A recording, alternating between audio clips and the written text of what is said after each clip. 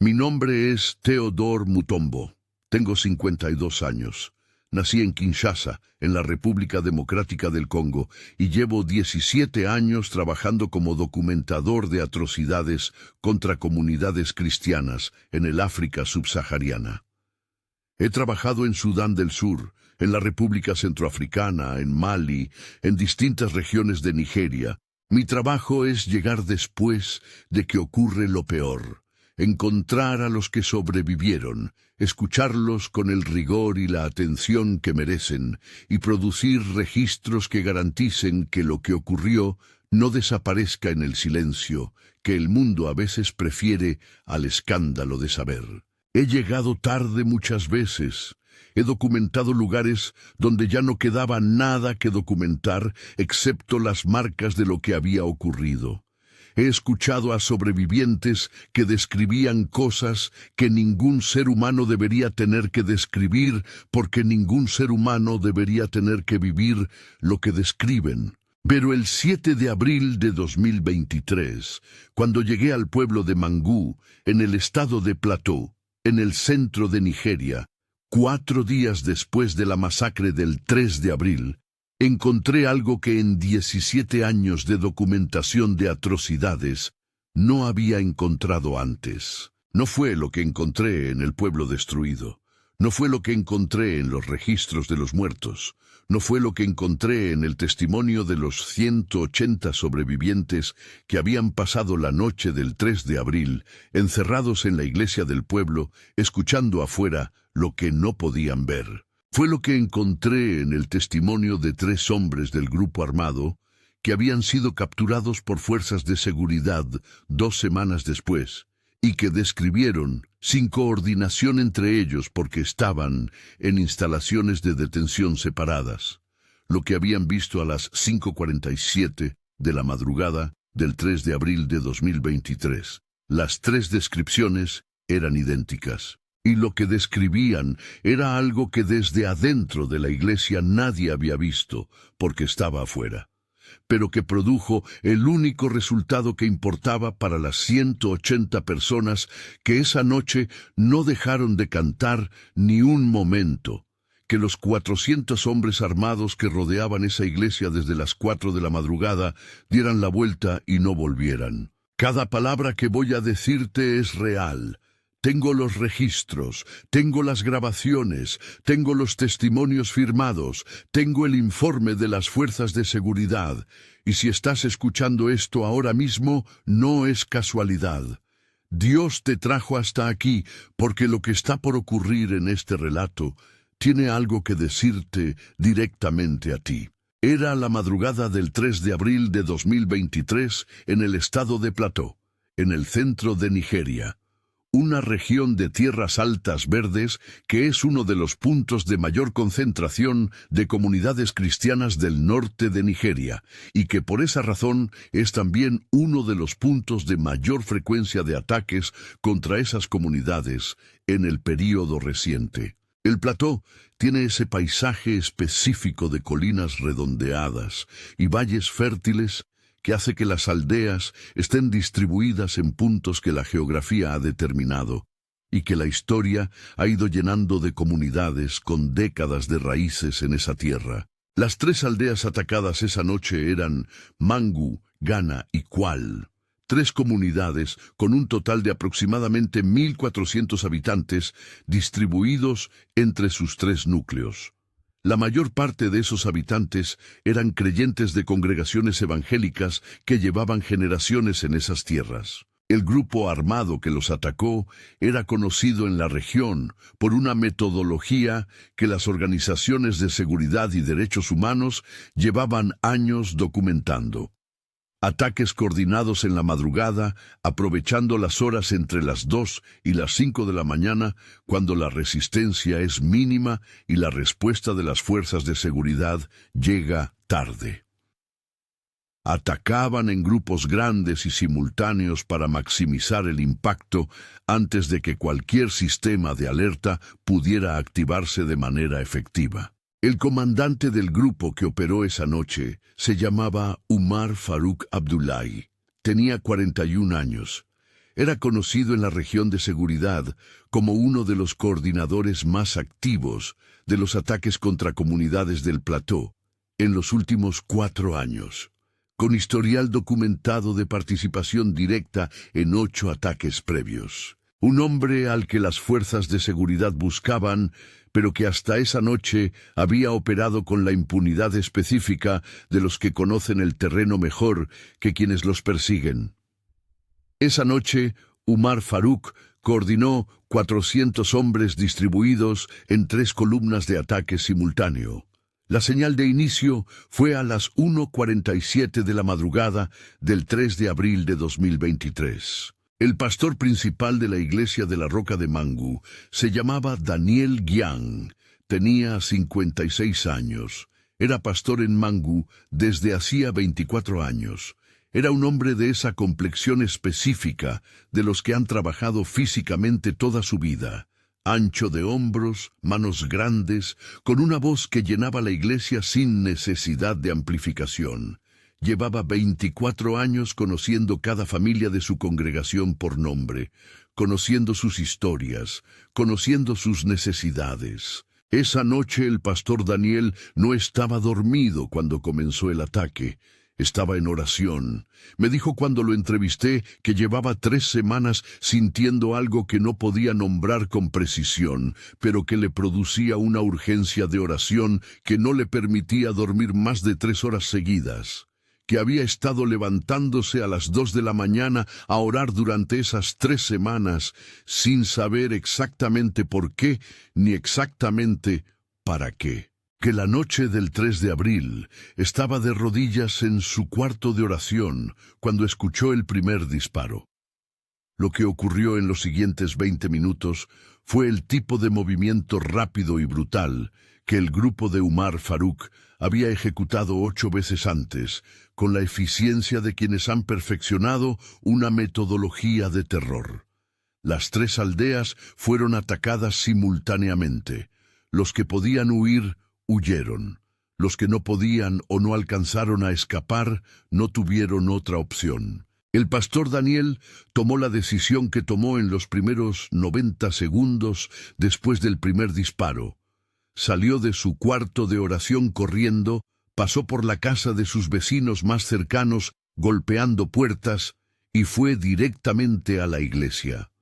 La iglesia de la Roca de Mangu era el único edificio de la aldea con paredes de bloques de concreto dobles y con una puerta de metal. Era el único lugar que ofrecía algo parecido a protección estructural. Hermanos, quiero hacer una pausa aquí. Sé que muchos de ustedes están escuchando esto desde distintos países y quiero pedirles algo que tiene un impacto real en si este testimonio llega a más personas. YouTube reduce activamente la distribución de contenido religioso. Los algoritmos trabajan en contra de videos como este, pero hay algo que pueden hacer ahora mismo que cambia eso. Se llama Hype. Es una herramienta nueva de YouTube, un botón justo debajo del video, que le envía una señal directa al algoritmo diciéndole que este contenido merece llegar a más gente. No es un like normal. Es un acto de fe. Úsenlo ahora mientras siguen escuchando. Y si aún no están suscritos, este es el momento. Las personas llegaron a la iglesia en los 20 minutos siguientes al primer disparo. Llegaron de la manera en que la gente llega cuando sabe que hay un solo punto posible de refugio y que el tiempo para llegar a él es el tiempo que existe entre el momento presente y el momento en que el peligro llegue donde están. Llegaron corriendo, llegaron cargando niños, llegaron con lo que tenían en las manos en ese momento, llegaron solos cuando sus familias no estaban cerca, llegaron juntos cuando podían. Llegó una mujer con su bebé envuelto en la tela con que dormía, porque no hubo tiempo de más. Llegó un hombre de 70 años, apoyándose en el hombro de su nieto de 14.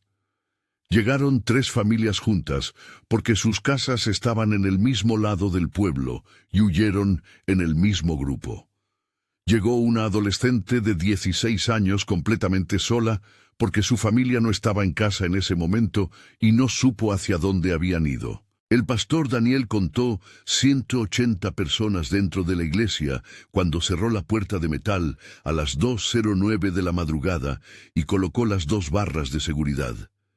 Quedó fuera de la puerta el sonido de lo que no podía controlar. Afuera, la masacre continuaba. Lo que ocurrió entre las 2:09 y las 4 de la mañana del 3 de abril de 2023 en las aldeas de Mangu, Ghana y Kwal está documentado en los informes de las organizaciones de derechos humanos que llegaron a la región en los días siguientes.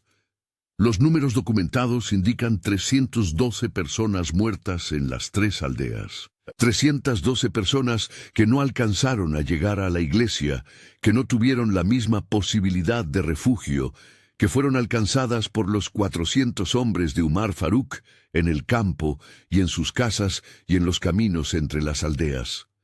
Dentro de la iglesia, 180 personas escuchaban afuera lo que no podían ver. El pastor Daniel me describió esas 2 horas con una precisión que indica que las ha procesado muchas veces, pero que el procesamiento no ha disminuido la nitidez del recuerdo. Me dijo que los primeros minutos después de cerrar la puerta, cuando los sonidos afuera eran lo más presente que había en ese espacio, la congregación estaba en el borde del pánico que no habría podido revertirse si algo no lo hubiera contenido. Lo que lo contuvo fue él. Se paró al frente a las 180 personas en la oscuridad, sin luz, porque las lámparas habían quedado apagadas en la urgencia de la llegada, y cantó. No habló, cantó. Cantó en voz alta el primer himno que su voz encontró disponible. No eligió el himno con deliberación, salió. Y cuando salió, en los primeros compases, algunas voces se unieron, luego más. Luego en 2 minutos, las 180 personas en esa iglesia oscura en Mangu estaban cantando. Los niños cantaban, las personas mayores cantaban, las personas que habían llegado corriendo y cuyos familiares no habían llegado con ellas cantaban. Los que sabían lo que estaba ocurriendo afuera cantaban. Los que eran demasiado pequeños para entender completamente lo que estaba ocurriendo afuera cantaban. El pastor Daniel me dijo que en 24 años de ministerio nunca había escuchado cantar a su congregación de esa manera, que el canto de esa noche tenía una cualidad que no podía comparar con el canto de ningún domingo anterior, que era el canto de personas que no tienen otra opción excepto creer, y que la ausencia de cualquier otra opción hace que la fe sea más pura y más fuerte que cuando coexiste con otras opciones disponibles. A las 4 de la madrugada, los sonidos afuera cambiaron. El pastor Daniel y varios de los adultos en la iglesia lo notaron al mismo tiempo. Los disparos y los ruidos del ataque en las aldeas cercanas habían disminuido. Lo que aumentó en su lugar fue algo diferente. El sonido de movimiento organizado acercándose a la iglesia. El sonido de muchos hombres moviéndose en la misma dirección con la coordinación de quienes han recibido una instrucción. Los 400 hombres de Umar Farouk rodearon la iglesia de la Roca de Mangu a las 4:03 de la madrugada. Dentro de la iglesia las 180 personas cantaban. Iban a llevar cantando 1 hora y 54 minutos. Lo que siguió fue algo que el pastor Daniel me describió como las horas más largas de su vida y al mismo tiempo las horas donde más claramente había sentido algo que no tenía nombre, pero que era más real que cualquier cosa que sus ojos pudieran ver en esa oscuridad. Los 400 hombres estaban afuera. La iglesia estaba rodeada. La única puerta era de metal, pero era una puerta, no un muro. Las ventanas tenían rejas, pero eran ventanas. Cualquier análisis racional de la situación llegaba a la misma conclusión, que lo que estaba dentro de esa iglesia no podía resistir lo que estaba afuera de esa iglesia, si lo que estaba afuera decidía entrar. Los 400 hombres no entraron. Permanecieron afuera durante 1 hora y 44 minutos, sin entrar, sin disparar hacia la iglesia, sin hacer ningún movimiento de ataque hacia el edificio. Yo entrevisté a 8 de los 180 sobrevivientes durante mis días en Mangu. 8 personas diferentes, de edades distintas, de distintos puntos de la iglesia esa noche. Todos describieron la misma cosa sobre esa 1 hora y 44 minutos. Que el canto no se detuvo, pero que cambió. Que en algún punto de esa espera, el canto dejó de ser lo que hacían, porque era lo único que podían hacer, y se convirtió en algo diferente. Algo que el diácono Ezra Dakies, 63 años, el miembro más anciano de la congregación presente esa noche, describió en nuestra conversación con estas palabras. Llegó un momento en que ya no cantábamos nosotros solos. No puedo decirte quién más cantaba, no puedo decirte de dónde venía, pero el sonido que había en esa iglesia a las 5 de la mañana era más grande que 180 personas. Una mujer llamada Miriam Choji, 34 años, que había llegado a la iglesia sola porque su esposo no había alcanzado a llegar, me dijo que en algún momento de esa 1 hora y 44 minutos dejó de tener miedo. No porque el peligro hubiera desaparecido, sino porque algo entró al espacio donde el miedo estaba y lo reemplazó con algo que no tenía nombre, pero que era más sólido que el miedo. Que desde ese momento cantó de una manera diferente, que cuando el silencio llegó afuera, ya no fue sorpresa, sino confirmación de algo que ya sabía. El pastor Daniel me dijo que durante esa espera tuvo un momento en que pensó en los que no habían llegado a la iglesia, en los 312, que ese pensamiento lo golpeó con una fuerza que lo hizo cerrar los ojos durante varios segundos, que cuando los abrió, siguió cantando porque era lo único que podía hacer con ese peso sin que lo aplastara. A las 5:47 de la madrugada del 3 de abril de 2023, ocurrió algo afuera de la iglesia que desde adentro se experimentó como silencio. El ruido de 400 hombres que llevan 1 hora y 44 minutos esperando tiene una cualidad acústica específica. Respiraciones, movimientos pequeños, palabras en voz baja entre los que están cerca. Ese ruido desapareció en menos de 30 segundos. Lo que vino después fue el sonido de la retirada. No la retirada organizada de una unidad militar que recibe una orden y se retira con disciplina. El sonido de personas corriendo. El sonido de equipamiento siendo arrastrado. El sonido de la urgencia sin orden que tienen los que se están alejando de algo que les produce miedo. El pastor Daniel me dijo que cuando ese sonido comenzó, él levantó la mano para que la congregación dejara de cantar, que el silencio que siguió dentro de la iglesia y el silencio que crecía afuera a medida que los pasos se alejaban fue el silencio más elocuente que había escuchado en su vida. Que después de 2 o 3 minutos, cuando el sonido de los pasos ya era solo un eco lejano, una niña de 9 años llamada Peace Dung, que estaba sentada en el suelo junto a su madre, levantó la mano y preguntó en voz baja, «Pastor, ¿ya se fueron?» El pastor Daniel dijo que sí. Peace Dung dijo, «Yo sabía que se iban a ir. Los que estaban afuera con nosotros eran más que ellos». Hermanos, si esta historia está tocando su corazón, quiero pedirles algo ahora mismo. Suscríbanse a este canal si aún no lo han hecho, y escriban en los comentarios estas palabras. Los que están con nosotros son más que los que están contra nosotros. No es solo un comentario, es una declaración de fe exactamente cuando este relato la necesita. Si ya son parte de esta familia, escríbanla también. Queremos saber que están ahí creyendo con nosotros mientras escuchan esto. Los 3 hombres del grupo de Umar Farouk que fueron capturados por fuerzas de seguridad 16 días después de los eventos, fueron interrogados en instalaciones separadas, sin acceso a comunicación entre ellos. Sus testimonios sobre los eventos de la noche del 3 de abril fueron recogidos por separado por funcionarios diferentes en días diferentes. Los tres describieron lo mismo. Lo que los tres hombres dijeron que habían visto a las 5:47 de la madrugada, lo que había detenido el avance de los 400 y convertido la espera en huida, fue esto. Figuras, muchas figuras, de altura mayor a la humana, con una luminosidad propia que no era la del amanecer, porque el amanecer todavía no había llegado a esa intensidad.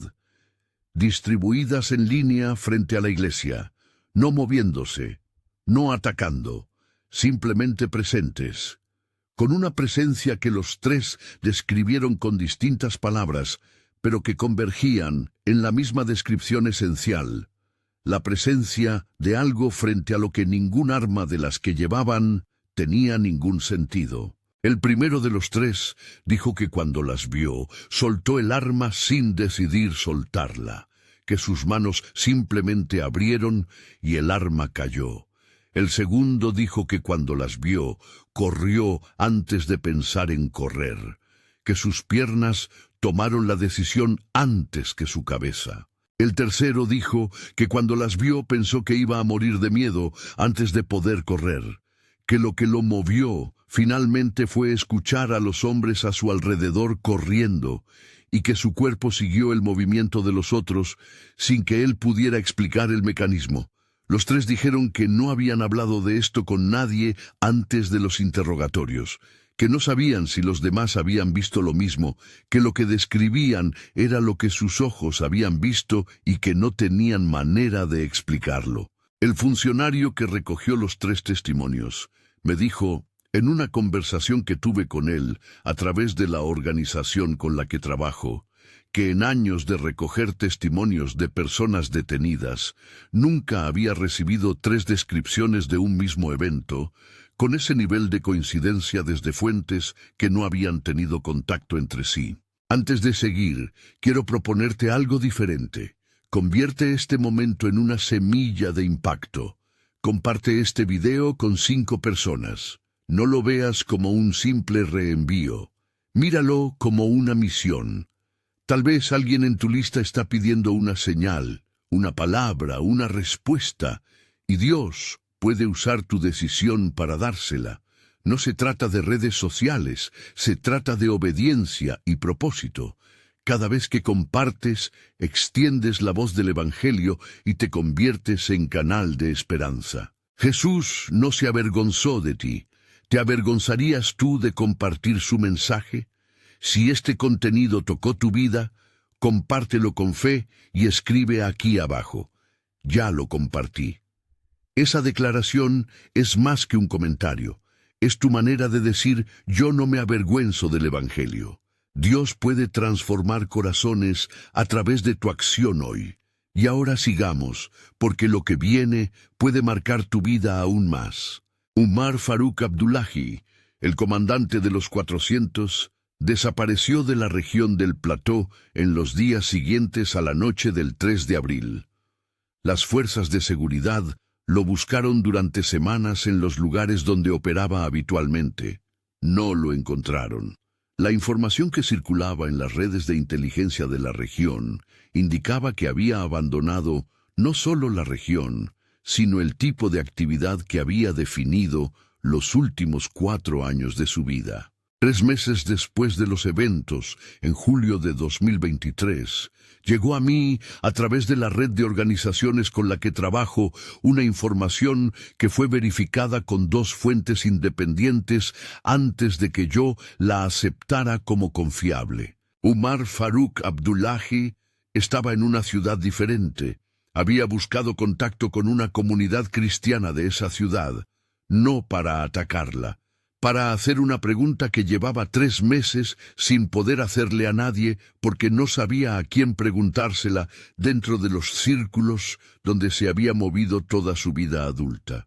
La pregunta era, ¿qué eran las figuras que había visto frente a la iglesia a las 5:47 de la madrugada del 3 de abril de 2023? La comunidad cristiana que lo recibió era una iglesia evangélica pequeña de esa ciudad. El pastor de esa iglesia, un hombre de 44 años, que prefirió no ser identificado públicamente por razones de seguridad, me describió la conversación en nuestra entrevista con el detalle de alguien que sabe que está describiendo algo que va a importar. Me dijo que Umar Farouk llegó solo, que no sabía que era Umar Farouk cuando llegó porque no se identificó por nombre, que lo recibió como recibiría a cualquier persona que llegara a buscar algo, que Umar le preguntó si él creía en figuras que protegían a las personas, que el pastor le respondió con una pregunta de vuelta.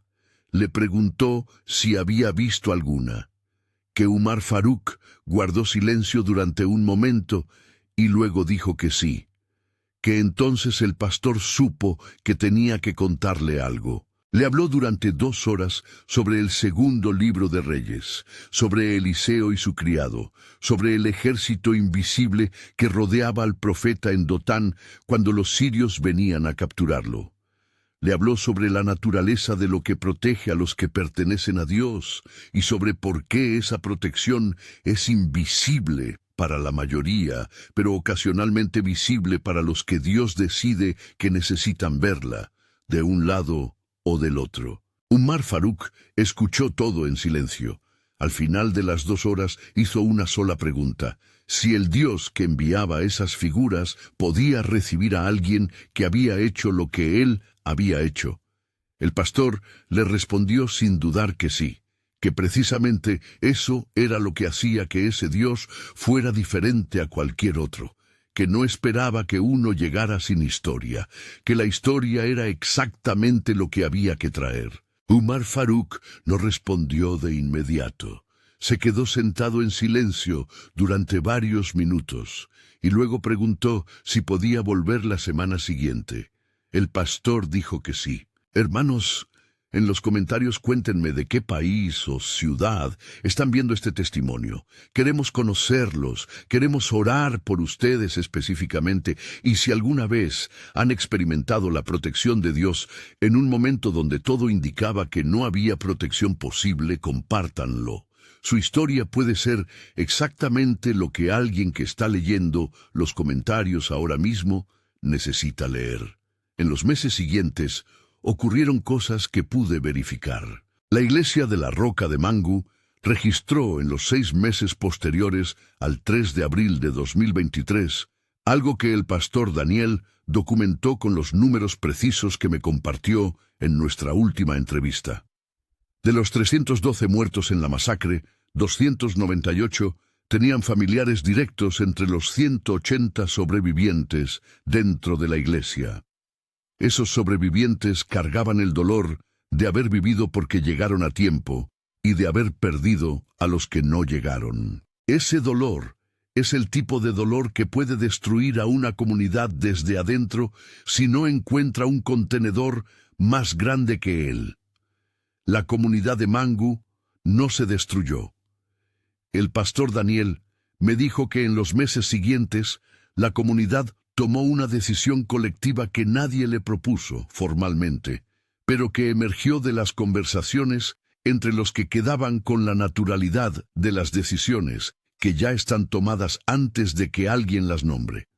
La decisión era quedarse, reconstruir y crecer. Me dijo que hubo un momento, unas 3 semanas después de la masacre, cuando esa decisión fue puesta a prueba, que un grupo de familias jóvenes consideró seriamente abandonar el pueblo y trasladarse a la capital del estado, que era una decisión completamente comprensible y que él no iba a juzgar a nadie que la tomara, que se reunió con esas familias, que no les dio argumentos.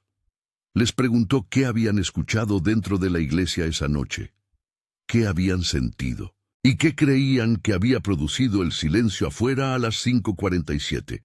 Que después de esa conversación, todas las familias que habían considerado irse se quedaron. Para el 3 de octubre de 2023, exactamente 6 meses después de la masacre, la iglesia de la Roca de Mangu tenía 340 miembros activos. Antes del ataque tenía 280. Habían crecido 60 personas en 6 meses, en una comunidad que había perdido 312 de sus vecinos en una noche. Ese número no tiene explicación dentro de ninguna lógica humana de cómo funcionan las comunidades después del trauma. La niña de 9 años, llamada Peace Dung, que había preguntado si ya se habían ido y que había dicho que los que estaban afuera con ellos eran más que ellos, tiene hoy 10 años. Le pregunté al pastor Daniel si Peace había explicado alguna vez cómo había sabido lo que había dicho esa madrugada. Me dijo que le había preguntado a la madre de Peace, que la madre le había dicho que cuando le preguntó a su hija cómo sabía eso, Peace respondió con la sencillez de los niños que todavía no han aprendido que hay cosas que no se dicen. Mamá los podía ver, tenían luz. El segundo libro de Reyes, capítulo 6, versículos 16 y 17, dice: No tengas miedo, porque más son los que están con nosotros que los que están con ellos. Y oró Eliseo y dijo: Jehová, te ruego que abras sus ojos para que vea. Y Jehová abrió los ojos del criado y miró, y he aquí que el monte estaba lleno de gente de a caballo y de carros de fuego alrededor de Eliseo. El monte alrededor de la iglesia de la Roca de Mangú estaba lleno a las 5:47 de la madrugada del 3 de abril de 2023. Peace Dung lo podía ver. 3 hombres del grupo de Umar Farouk lo vieron también desde el lado equivocado, y lo que vieron los hizo correr y no volver. Y Umar Farouk, el que comandó los 400, vio algo que lo llevó 3 meses después a buscar a alguien que le explicara qué era lo que había visto, porque no podía seguir viviendo con la pregunta sin respuesta. Si hay algo en tu vida que parece estar rodeado por fuerzas más grandes que tú, si hay algo que parece imposible de defender desde adentro, porque lo que está afuera parece demasiado grande, este mensaje llegó a ti en el momento exacto en que lo necesitabas. No es coincidencia, nunca lo es. Los que están con nosotros son más que los que están contra nosotros. Y no todos los que están con nosotros son visibles a simple vista. Antes de irte, 3 cosas. Primero, suscríbete a este canal. Al hacerlo, permites que historias como la de las 180 personas que cantaron toda la noche sin ver lo que estaba afuera protegiéndolas, como la de Peace, que lo vio con ojos que todavía no habían aprendido a no ver, como la de Umar Farouk, que pasó de comandar el ataque a buscar quien le explicara lo que sus propios ojos habían visto, sigan llegando a personas que las necesitan escuchar. Hazlo ahora. Segundo, si quieres apoyar esta misión de manera directa, puedes hacerlo a través del botón Gracias en este canal. Es la herramienta de YouTube para que los espectadores sostengan el trabajo de los canales en los que confían. Cada aporte se convierte en recursos para llegar a más mangus, para documentar más madrugadas donde algo que no se puede ver con ojos ordinarios protegió a personas que no tenían otra protección disponible. No es una obligación, es una invitación a ser parte de algo real. Tercero, comparte este video ahora mismo con alguien que esté rodeado por algo que parece más grande que él. Un solo gesto tuyo puede ser exactamente la señal que esa persona estaba esperando. Y en los comentarios, déjanos tu petición de oración. Escribe tu nombre, escribe lo que necesitas y esta comunidad orará por ti. Hemos visto lo que pasa cuando 180 personas cantan sin parar durante toda una noche oscura. Sabemos que ese canto tiene respuesta, y que la respuesta a veces viene en forma de figuras que los que necesitan ver pueden ver, y que los que necesitan huir no pueden ignorar. Que la paz de Cristo, que sobrepasa todo entendimiento, guarde tu corazón y tus pensamientos en esta hora. En el nombre del Padre, del Hijo y del Espíritu Santo. Hasta el próximo testimonio. Que Dios te bendiga grandemente.